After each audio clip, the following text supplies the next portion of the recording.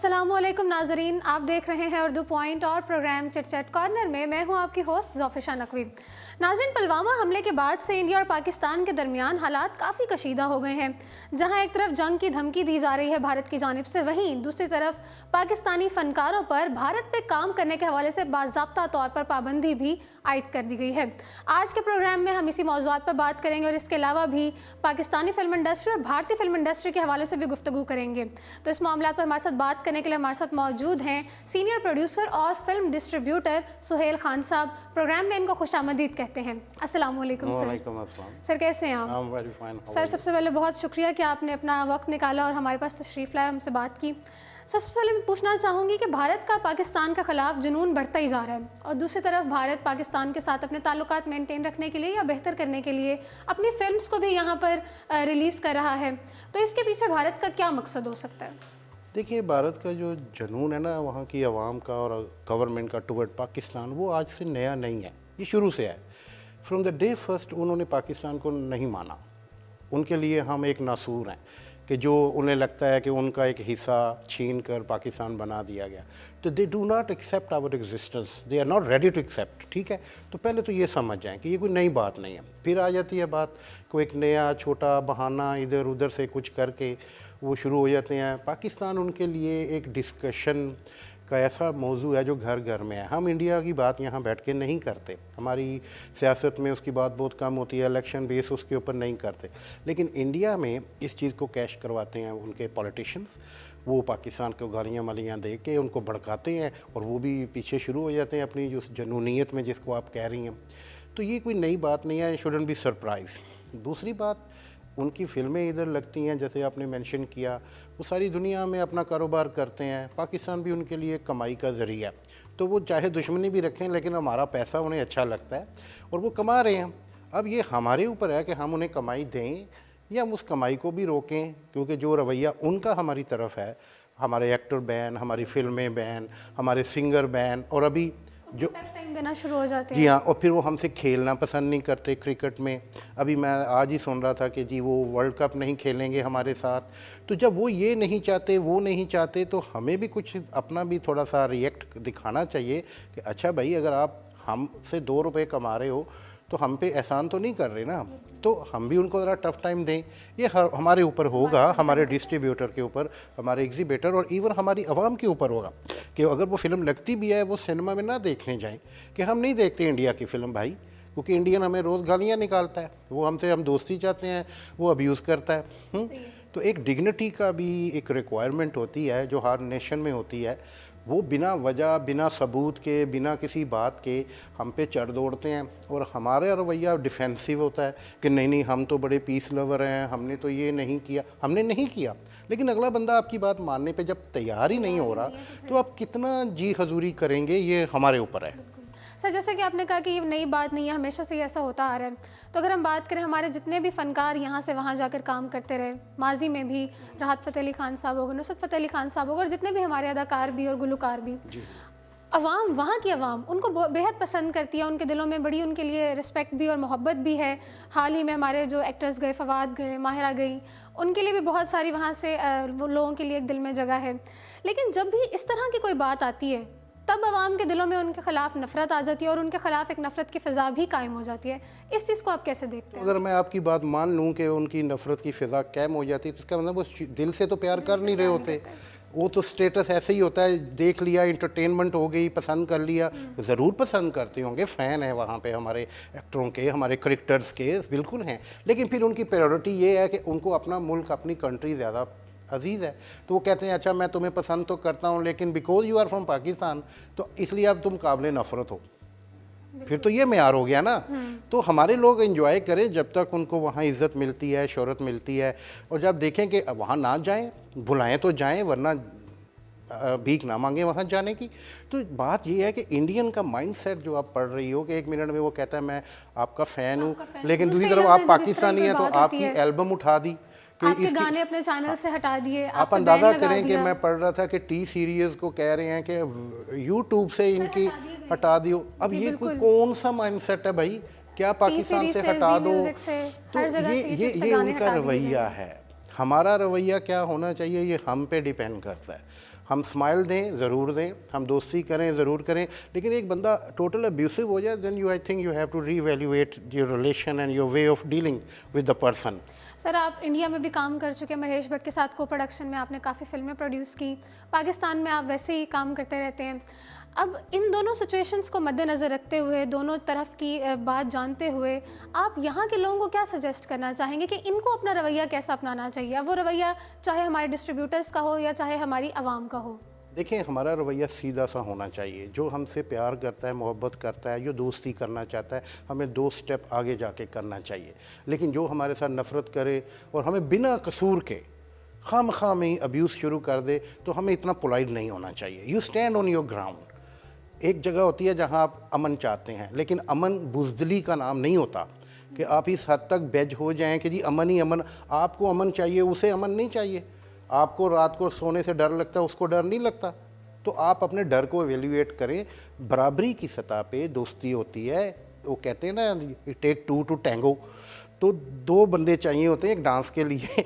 एक बंदा बेचारा जितनी मर्ज़ी कोशिश करे होगा नहीं। तो हमारा रवैया इंडियन के रवैये को देखते हुए इस्टेब्लिश होना चाहिए, और हमें अगर वो प्यार से बात करें तो 3 गुना ज़्यादा प्यार से बात करनी चाहिए। That's what I believe. गुस्से से बात करें तो, अगर नफ़रत से बात करें तो स्टैंड ऑन योर ग्राउंड।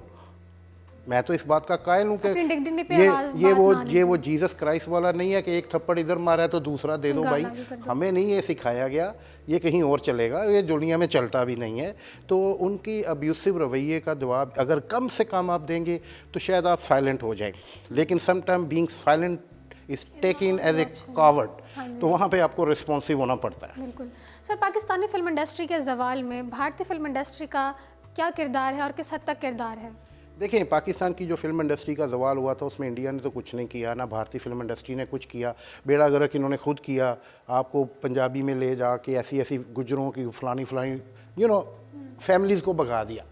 अब जो दूसरा फेज़ शुरू हुआ है अब का, जिसमें हमारे अब सो कॉल रिवाइवल जिसे हम कहते हैं हुआ है, इसके अंदर पाकिस्तान को इंडिया कुछ नहीं कर रहा। हमारे अपने लोकल एग्जीबिटर पाकिस्तानी प्रोड्यूसर को पुश कर रहे हैं, क्योंकि जब वो प्लेसिंग करते हैं, एक फ़िल्म इंडिया से आती है, एक पाकिस्तान से प्रोड्यूस होके आती है, तो प्रेफर्ड जो होता है वो इंडियन कंटेंट को किया जाता है, और इंडिया को बेस्ट शो दिए जाते हैं, बेस्ट टाइम दिया जाता है, ज़्यादा शो दिए जाते हैं, अप्रिशिएट ज़्यादा किया जाता है। और पाकिस्तानी फ़िल्मों को ऑफ बीट शो दोपहर के 2 बजे, 1 बजे, रात के 12 बजे, कि जहाँ पे लोग बहुत कम शो दिए जाते हैं, और फिर बहाना बनाया जाता है कि आपकी फ़िल्म देखने लोग नहीं आते। अरे भाई, प्राइम टाइम तो आपने दे दिया किसी को। आपने जो मुझे फालतू का टाइम था वो मुझे दे दिया, और मुझसे डिमांड ये कर रहे हैं कि अब तुम्हारे बंदे क्यों नहीं आए भाई। तो ये हमारे अपने अंदर के जो लोग हैं, हम स्पेशली जो सिनेमा ऑनर हैं पाकिस्तान के, ये अपना पैसा कमाने के लिए पाकिस्तानी प्रोड्यूसरों के साथ वो दुश्मनी निभा रहे हैं जिसका अंदाज़ा सिर्फ मुझ जैसे बंदे को, या जिसने प्रैक्टिकली यहाँ इन्वेस्टमेंट करके फ़िल्में बनाई हैं, उसे हो सकता है। इंडिया की फ़िल्म आएगी, आप मुझे साबित करके दिखा दें कि आप इंडियन फ़िल्म को हटा के पाकिस्तानी फ़िल्म को ये शो दे दें, इम्पॉसिबल है। तो लोग तो हमारे कर रहे हैं ना, वो तो अपना कंटेंट बेच रहे हैं। अच्छा, और दूसरी बात, उन्होंने अपना यहाँ डिस्ट्रीब्यूशन नेटवर्क नहीं बनाया। ये आपके पाकिस्तानी डिस्ट्रीब्यूटर वहाँ पैसे दे के इंडिया की फ़िल्म लाते हैं फ्री में, या अल्लाह तरस खा के तो वो नहीं दे रहे। तो ये पैसे दे के वो चीज़ खरीदते हैं, उनसे वो बेच देते हैं। अब हम उन्हें ब्लेम करना शुरू कर दें तो पहले अब अपने लोगों से पूछें, भाई तुम जाके क्यों $मिलियन देते हो?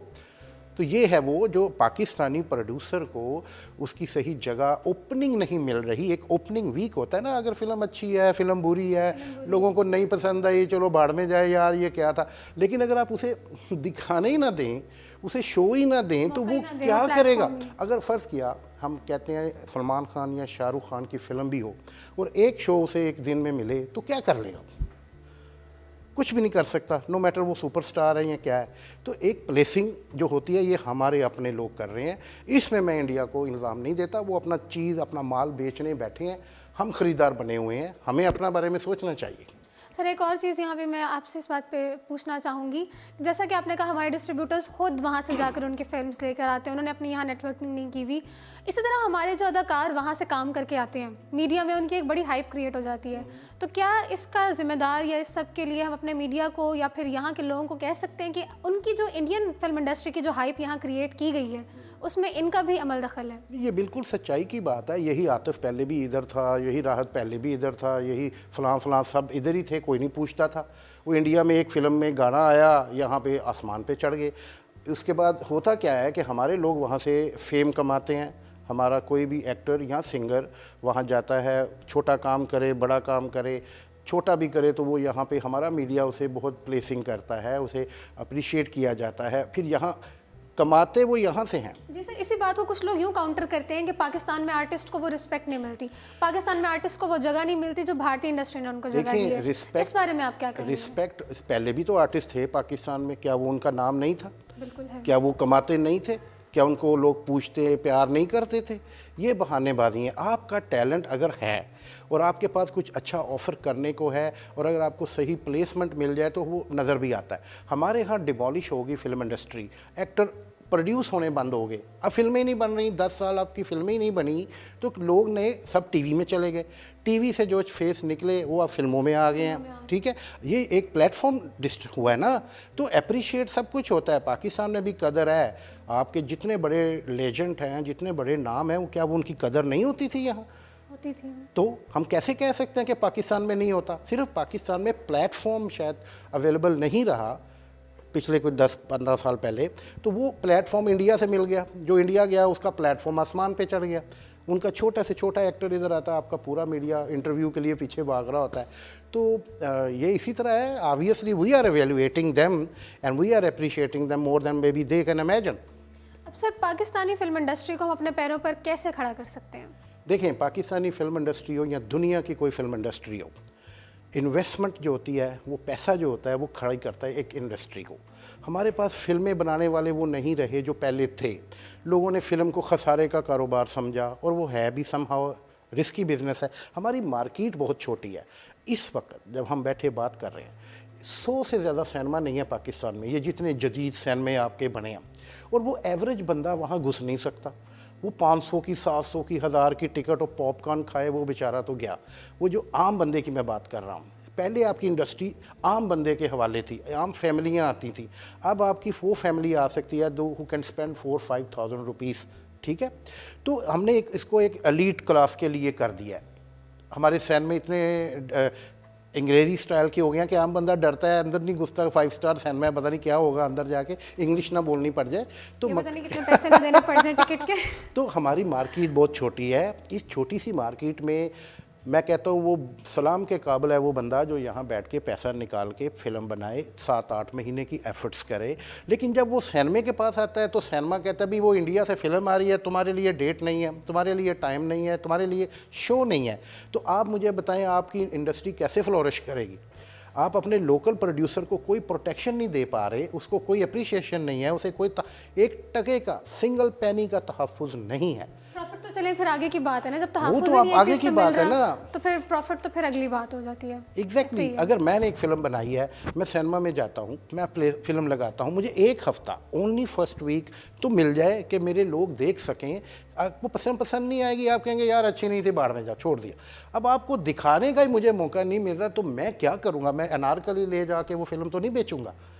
ہمارے ہاں تو نہ ویڈیو کے رائٹ ملتے ہیں, نہ آڈیو کے رائٹ ہیں, نہ ہمارے سیٹلائٹ رائٹ ہیں, نہ ہماری کوئی بڑی اوورسیز مارکیٹ ہے. تو پاکستانی پروڈیوسر تو صرف بیچارہ سینمے میں لگا کے وہیں سے کلیکشن کرے گا. اور وہاں سے کیا کلیکشن کرے گا؟ 65% تو وہ سارا اس کا بیچارے کا سینما اور ڈسٹریبیوٹر لے جاتے ہیں. 35% میں وہ اپنے پیسے پورے کرے گا, پھر پروفٹ بھی کمائے گا, اور نہیں کچھ ہوا تو جوتے بھی وہی کھائے گا کہ تم نے چیز اچھی نہیں بنائی. سر, یہ تو ہو گئی پروڈیوسر کے اینڈ پہ بات. اب ہم دوسرے طرح سے بات کریں کہ دنیا میں بہت سے ورسٹائل موضوعات پر فلمز بننا شروع ہو گئی ہیں, بہت اسٹرانگ سبجیکٹس لیے جاتے ہیں, ٹیکنالوجی بہت اسٹرانگ ہوتی ہے. تو اس لحاظ سے ہماری پاکستانی فلم انڈسٹری بھی پیچھے ہے. تو اس کو آپ کس طرح سے انالائز کرتے ہیں؟ بات سنیں, ہر قوم کا ایک مزاج ہوتا ہے. آپ کو کیا لگتا ہے ایلین اگر پاکستان میں بنائی جائے تو چلے گی؟ آپ کی قوم اب اس طرح کے ٹاپک کو پسند ہی نہیں کرے گی. لوکلی ہم بات کر رہے ہیں نا, ہمارا ٹاپک یہ ہے لڑکا لڑکی, رومانس, شادی, فساد, لڑائی, ولن, یہ ہیں ہم. تو نئے ٹاپک کا مطلب ہوتا ہے رسک لینا. ایک تو آپ کی پہلے سی جگہ نہیں ہے, آپ کی اپنی اچھی بلی فلمیں نہیں چل پاتی, اوپر سے آپ ایسا ٹاپک لے لیں جو ہے رسکی یا آپ کو ذہنی طور پہ قبول نہیں ہے. آپ کی بہت ساری فلمیں ابھی پچھلے دنوں بنی ہیں, کوئی موٹر بائک پہ بنی ہے, کوئی کچھ بھی ہٹ کے ٹاپک تھے, کیا ہوا ان کا؟ لوگ دیکھنے نہیں گئے. तो किसी के पास इतनी ज़रूरत तो नहीं है कि वो अपना पैसा गरक कर दे इसलिए कि जी नया टॉपिक चाहिए उसे। आपकी इन्वायरमेंट नहीं है, you are not ready to accept made in Pakistan film जो साइंस फिक्शन पे हो या एलियन पे हो। अब अगर फिल्म बना दें ड्रैकुला इन लाहौर तो क्या बनेगा? कोई देखने नहीं आएगा कि ये ड्रैकुला हॉलीवुड का होता है भाई, ये कहाँ से आ गया, हमारे मुल्क में ड्रैकुला किधर से आ गया। तो ऐसे टॉपिक पे हम बातें करते हैं। आप ग्राउंड रियलिटी कर सकते हैं, लेकिन हम हॉलीवुड से बनी हुई वो फिल्म देख लेंगे, हम कभी भी अपने यहाँ ऐसी टॉपिक पे फिल्में नहीं देखेंगे। ये आप उन पे छोड़ दें जिनकी इंडस्ट्री है। अच्छा सर, जब थोड़ी सी आपके हवाले से बात कर लेते हैं, आपने इंडिया में महेश भट्ट के साथ को प्रोडक्शन में काफ़ी फिल्म्स की, थोड़ा सा उनके हवाले से हमें डिटेल्स बताते चलें। और इस टाइम आप पाकिस्तान में अपने किस नए प्रोजेक्ट पर काम कर रहे हैं? देखिए, इंडिया में मैंने काम शुरू किया था 2004 में, को प्रोडक्शन की थी मैंने, जो कोई पाकिस्तानी अभी तक नहीं कर सका। मेरा एक सीधा सा फ़लसफ़ा था कि हमारे लोग वहाँ नज़र आएँ, उनकी स्क्रीन पे नज़र आएँ। इंडियन आपकी फ़िल्म नहीं देखता, इंडियन अब्रॉड भी आपके शोज़ में नहीं आता, वो अपनी फ़िल्म तो देखता है ना। तो अगर आपका आर्टिस्ट इंडियन फ़िल्म में नज़र आएगा तो इंडियन देखेगा, ला मोहल्ला, ठीक है। दिस वाज बिहाइंड द को production between me and Mahesh Bhatt. और 2005 से ऑनवर्ड पहली फिल्म हमने देखा हमारे काफ़ी सारे आर्टिस्ट वहाँ गए। उसके बाद आप देखें आपके लोगों के रास्ते खुले, सिंगरों के खुले, एक्टरों के खुले, कुछ हमारे थ्रू खुले, कुछ इंडिपेंडेंटली खुले। अच्छा हुआ, हमारे लोग वहाँ नज़र आने शुरू हो गए, हमारे लोग वहाँ गए। जी हाँ, हमने एक अचीवमेंट तो हुई ना। अब इसके बाद आ जाती है बात कि जी मैंने वहाँ बंद कर दिया, क्योंकि 2011 के बाद मुझे लगा कि एक पाकिस्तानी की हैसियत से मैं 100 साल भी वहाँ काम करूँगा, टप्पा इंडियन का ही लगेगा। क्योंकि जी आप पाकिस्तानी हैं, आपका नाम नहीं देंगे वो। अब वहाँ से देखे ना, अभी जैसे थोड़ा सा फड्डा हुआ तो उठा दो पाकिस्तानियों के नाम, तो पाकिस्तानी प्रोड्यूसर की फ़िल्म कौन वहाँ लेगा भाई? तो वो सारे मामलात ऐसे होते हैं जिसमें मुझे लगा कि मैं गलत पिच पे खेल रहा हूँ। जितना मर्जी खेलूँगा, फ़ायदा इंडियन महेश भट्ट ही उठाएगा, नाम उसका होगा, पैसा गरक होगा तो मेरा होगा। तो इसलिए मैंने वहाँ पे अब बंद कर दिया। और अभी जो रवैया उनका बन गया है, तो पाकिस्तानी एक्टर या आर्टिस्ट के लिए तो वो कोई स्पेस ही नहीं छोड़ रहे। हमारी फ़िल्म तक वहाँ नहीं लग सकती, हम उनकी मार्केट को ग्रैप्स नहीं कर सकते, तो फिर क्या फ़ायदा काम करने का वहाँ। दूसरा सर, आपका करंट प्रोजेक्ट पाकिस्तान में? करंट प्रोजेक्ट मैंने शोर शराबा के नाम से प्रोड्यूस किया है, और उसको मैं रोक के बैठा हुआ हूँ कि हमारे जो अजीम सिनेमा है वो इंडियन फिल्म की वजह से उसकी प्लेसिंग नहीं कर रहे थे। हमने उसको जब रिलीज़ करने की कोशिश की तो संजू नाम से एक इंडियन फिल्म लग गई, उन्होंने सारे शो उठा के संजू को दे दिए, तो हमने फ़िल्म को रोक दिया। And we waiting for the environment के जब अब कुछ। और दूसरी बात, मैंने हाई कोर्ट में एक रिट की है against Indian film release in Pakistan. We are in a court for that purpose. और उसके पीछे जो चीज़ मैंने कोर्ट को बताई है कि ये जितनी इंडियन फिल्म पाकिस्तान में लग रही हैं, ये जाली डॉक्यूमेंट पे लगती हैं। इनको नॉन इंडियन फिल्म की हैसियत से NOC दिया जाता है कि ये इंडियन फिल्म नहीं है। यहाँ पे सर ये भी सवाल आता है ना कि इंडियन फिल्म्स को पाकिस्तान में रिलीज़ करने का NOC कौन देता है? तो मिनिस्ट्री ऑफ इंफॉर्मेशन जो है आपकी जी, वो ये दे रही है। और सबसे फ़नी बात मैं आपको बताता हूँ, बल्कि आप सब लोगों को बताता हूँ कि हमारे लीडर नवाज शरीफ साहब जब प्राइम मिनिस्टर थे, वो एक ऐसा डिसीजन करके या क्या कहते हैं ऑर्डर दे के निकले हैं कि उन्होंने इंडियन फिल्म को पाकिस्तान में कस्टम फ्री कर दिया, कि बग़ैर कस्टम के अब इंडियन फिल्म पाकिस्तान में आ जाए, जो कि एक्चुअली गैर कानूनी है पाकिस्तान के कानून के मुताबिक। क्योंकि आपके जो 65 मार्शल लॉ था उसके तहत इंडियन फिल्म, जो फिल्म इंडिया में प्रोड्यूस हुई हो, वो पाकिस्तान में नहीं लग सकती। तो ये सारी फिल्मों को ये कहते हैं कि ये लंदन में बनी, UK में बनी, ये इंडियन फिल्म ही नहीं, दुबई में रिलीज़ हो गई। यानी कि शाहरुख खान भी इंडियन नहीं है, वो इंडिया में रिलीज़ हुई, अमिताभ बच्चन भी इंडियन नहीं है। तो ये एक तरह का धोखा हो रहा है। हम किसके साथ कर रहे हैं? यानी कि शर्म आनी चाहिए। अगर आपको लगानी है, आप डिक्लेयर करें कि भाई हाँ, हम इंडियन फिल्म को खुली इजाज़त देते हैं, लेकिन कागज़ों में वो बैन है और वैसे आप उसे नॉन इंडियन, एक तरह से गैर कानूनी तरीका अपनाकर गैर कानूनी पाथ पे फॉलो करके। That's why I went to the court कि भाई ये क्या फ्रॉड है, इसको सीधे सीधी बात करें। अगर है लीगल तो है।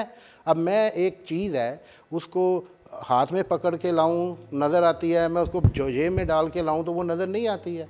तो वो छुपाने वाली चीज़ जो थी ना, उसके ऊपर हम बात कर रहे हैं। बहुत शुक्रिया सर। इसी के साथ ही हम अपने प्रोग्राम का अख्ताम करेंगे। मैं उम्मीद करती हूँ कि आज के प्रोग्राम में बहुत से ऐसे हक़ाइक़ थे जो मुझे भी वाज़ेह हुए और यकीनन हमारे नाज़रीन को भी वाज़ेह हुए होंगे। मज़ीद इस तरह की वीडियोज़ देखने के लिए देखते रहिए उर्दू पॉइंट। फिल वक्त मुझे दीजिए इजाज़त। अल्लाह हाफ़िज़।